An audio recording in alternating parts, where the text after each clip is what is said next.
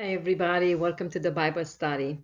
Today we continue with Song of Solomon. We're in chapter 5 and we observe the transformation of the bride of Christ through every single chapter. As we walk with Jesus, we develop, we get transformed, and Jesus has the opportunity to use us. And let's dive in. So this is Jesus speaking to his bride. I have come into my garden, my sister, my bride. I have gathered my myrrh with my spice. I have eaten my honeycomb and my honey. I have drunk my wine within you and my milk. So what Jesus is saying here, Jesus' life is flowing into the bride as Jesus was given by the Father to us, so the bride, which is us, is given to the nations. And wine signifies here, because it says the wine, and then the translation is the wine within you, within us. It's a wine that the bride has it inside. We call it wine, as is it in here. It's pretty much what it means. That wine is the bride to cheer others people's heart. So we get transformed at that level that we are cheering everybody's heart. And not just that, Jesus is using us to go to the nations.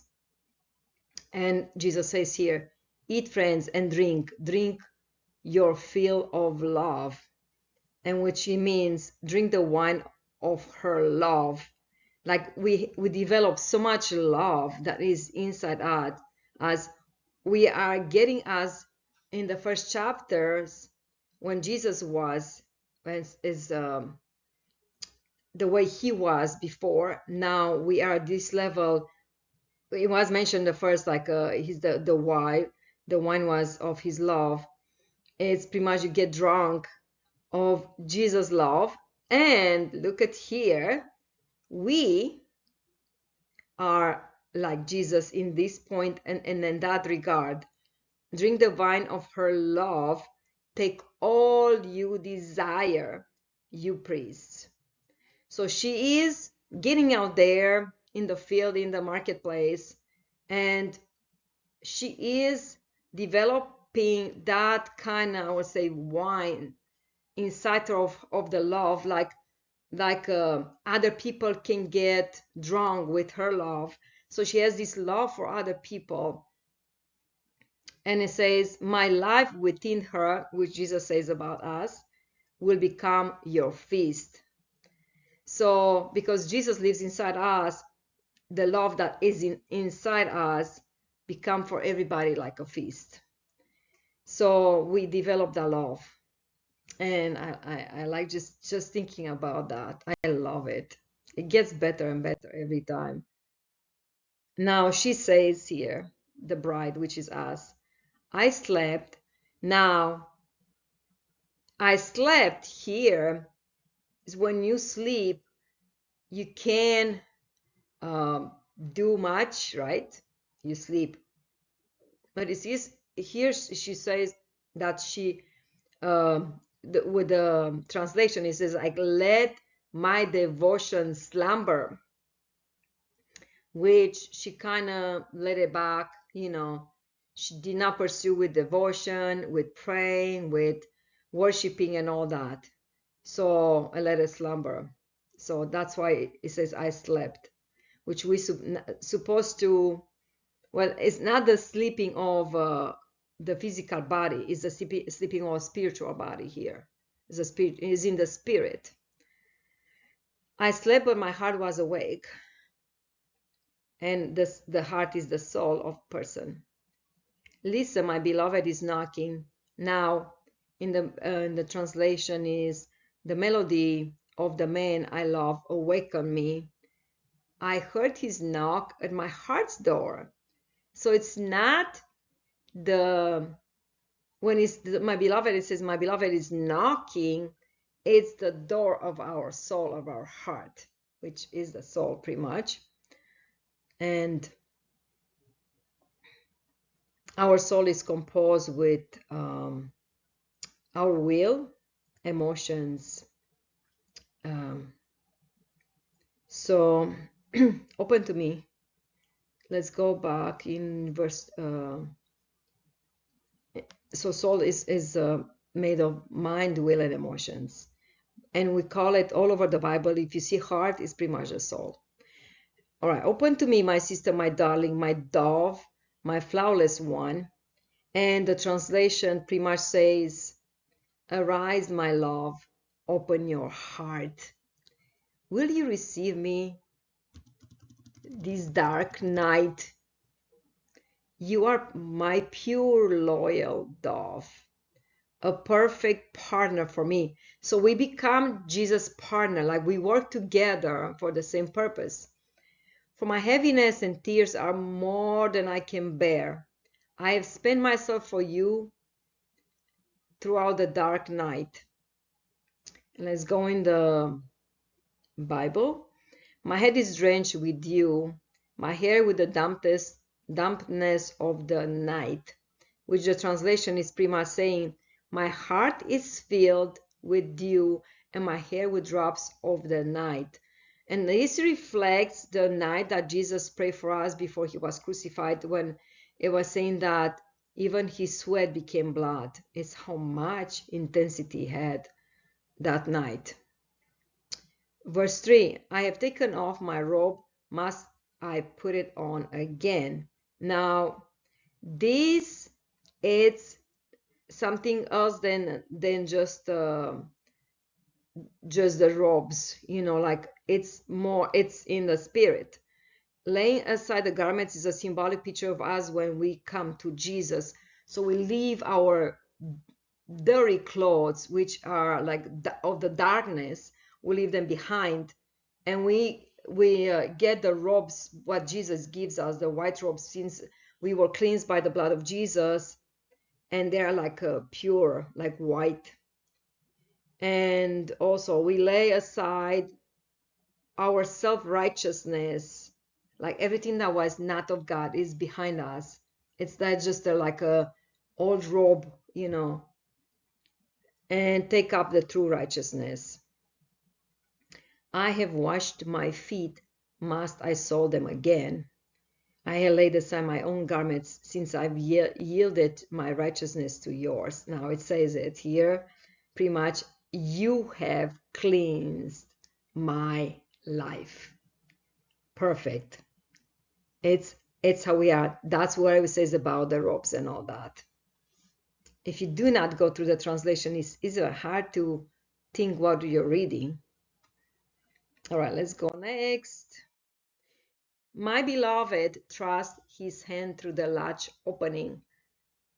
My heart began to pound for him. And in a translation, it says, my beloved reached into me to unlock my heart. The core of my very being trembled at his touch. How my soul melted when he spoke to me. And it's exactly what we feel when we feel the Holy Spirit. It feels that intensity that Jesus is touching your heart. It's how you feel. You feel like the vibration inside the spirit. Verse 5, I rose to open for my beloved, which it says, my spirit arose to open for more of his touch. Like you open your spirit for Jesus. And my hand dripped with myrrh. And the translation says, as I surrendered to him, I began to sense his fragrance of his suffering love. It was a sense of myrrh flowing all through me. And back in the Bible, my fingers with flowing myrrh on the handle of the bolt. Verse 6, I open for, which is like, I open my soul to, and it says, I open for my beloved, but it's pretty much his translation is, I open my soul to my beloved. is not just open for, my beloved. The soul, it's what's inside you. But my beloved, suddenly, I put suddenly because it's what this translation is, had left. It's not just my beloved had left, it's suddenly, like instantly. He was gone. And then my heart sank. But translation says, was torn. My heart was torn out in longing for him at his my heart sank at his departure. It's more modernized, I guess, translation, like in a new international version, but we have like in the Hebrew, my heart was torn out in longing for him. Wow. Torn out is a very deep. Your heart to be torn out, it's deep, it's deep. I looked for him, but did not find him. And translation says, I sought his presence, his fragrance, but could not find him anywhere. I called him, but he did not answer. And here says, the translation says, I will arise and search for him until I find him. So she's determined to find him. How many times, she is searching for him as he lives. He's not living for, like going and never returning. He is in the shadow, is watching her. She needs to develop like stages. There are stages of development that we develop and we get better and better as the potter is making a vase, a beautiful vase of, just say for the flowers. It needs to be, like all, you gotta put your hands in dirt, and make it, beautiful. I don't know, with maybe two handles or for water, I don't know.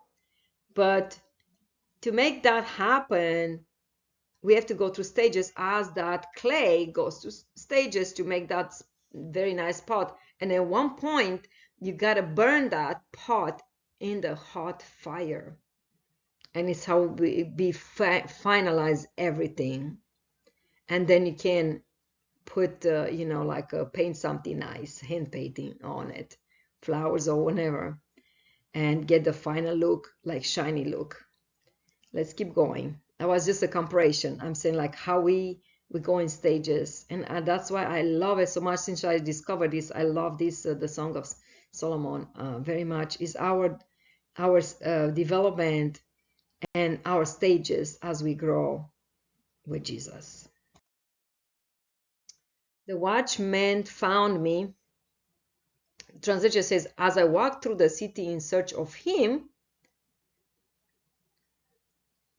the watchman, which we established who's the watchman. They were placed at the city, sometimes on the highest part, that they will announce if there are any intruders, any enemies are coming to the gates, that they will know, and he will blow the shofar, they will know in advance.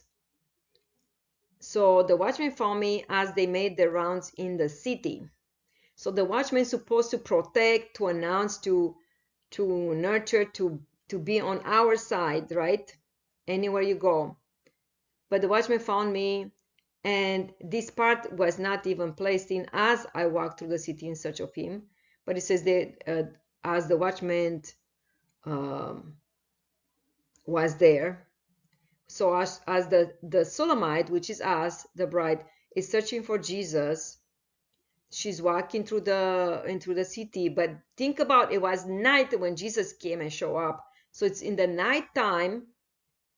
She goes in the city where the watchman found her. Now we know, like city, like in the previous chapters, like city is the church where you belong, somewhere that you belong, where you like temple, synagogue, whenever you go, then where you belong. So that's supposed to protect you, and watchman is given by Jesus like a protector to protect you, like people from the church, like elderlies, something like that, like people in charge. They charge them more like watchmen to watch you to make sure that you're doing the right thing.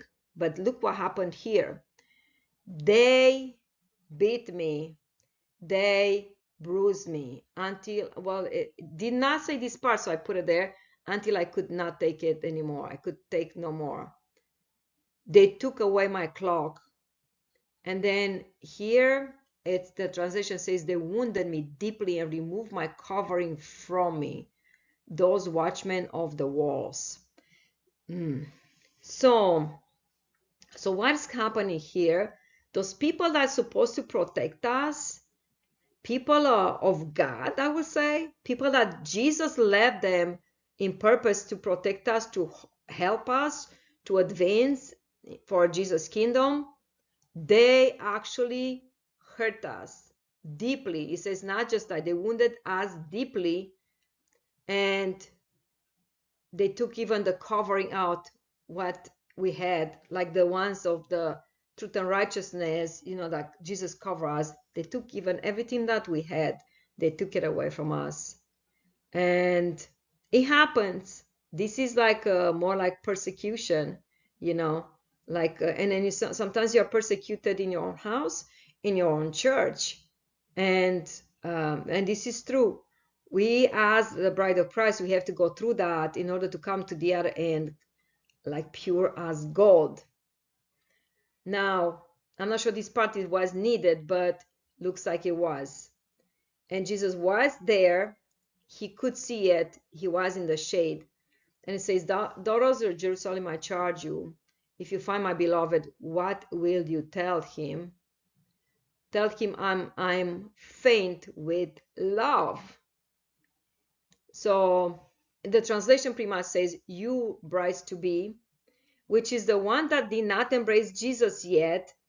They are standing there. They don't know what they want to do, but they see us like the bride of Christ, and we see how we are going through all these trial and tribulations.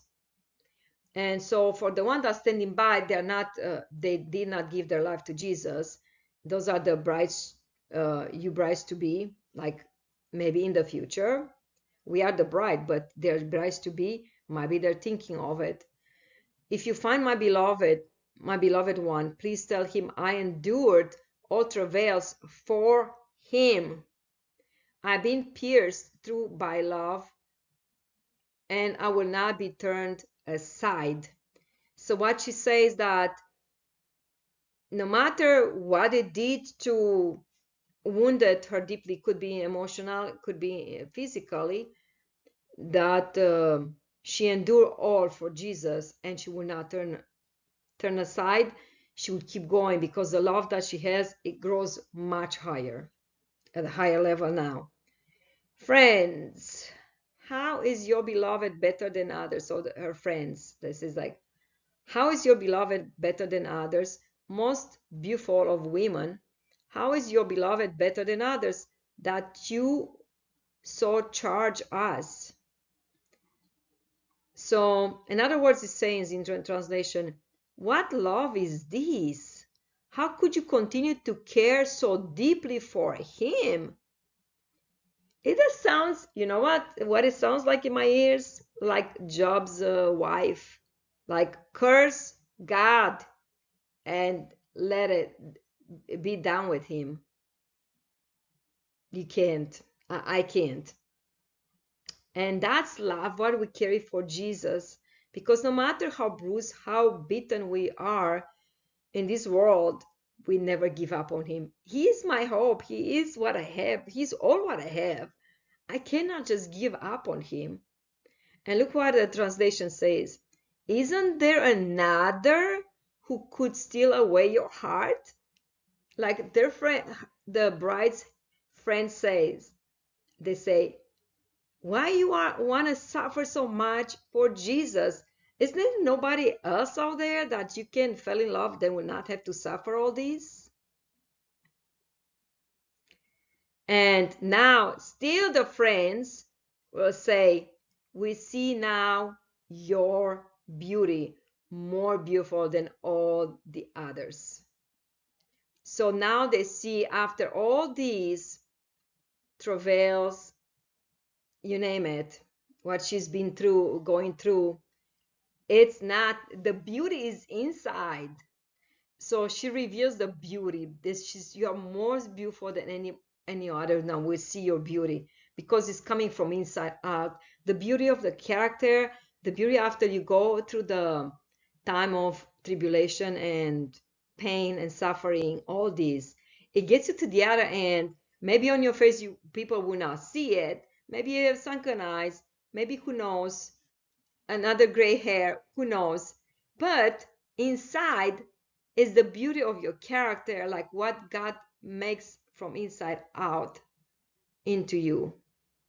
It's everything is shaped, everything is getting better, beautiful. And that's the beauty, is inside out. All right. So she says, after the friends were saying about the beauty, she says, like the friends, like, who is this person? Who is this that you love it so much? And then Sosha, she's coming to describe Jesus. My beloved is radiant and ruddy, outstanding among 10,000s, which Jesus stands above all the others. His head is pure as gold, his hair is wavy and black as a raven. Now, in the translation, you'll be surprised what it says here. It's pointing to the letters of the law written in heaven, taught by Jewish rabbis. And it says the black letters from the Torah on the white flames of glory fire. They look like Hebrew letters, like appears like locks of hair. So that's the comparison in this specific, in those lines. Verse 12, his eyes are like doves, and we know doves like a Holy Spirit, like peace. By the water streams, which means here, by the water streams washed in milk, mounted like jewels, it's the river or revelation flowing so clean and pure. Verse 13, his cheeks are like beds of spice, which is like a tower of fragrance, a tower, not just one spice. It's a tower of fragrance. Spices like garden of emotions and sweetness coming from Jesus. And it says his cheeks are like beds of spice yielding perfume. It's pretty much what it means. His lips are like lilies, and it says like melody of lilies, dripping with myrrh. And it says no one speaks words, because it says of his lips when you talk. So when Jesus talks, like, no one speaks words so anointed as this one, which is Jesus, words that both pierce and heal. Pierce inside us and heal whenever needs to be healed. Wow. I love it, just to think about that. Verse 14, his arms are rods of gold, which reflects unlimited power, set with topaz. And this is topaz, it's reflects the how magnificent and noble is this one. It's pretty much the translation, covered in majesty. Wow. Let's keep going. I'm just trying to reflect just for a second. His body is like polished ivory decorated with lapis lazuli.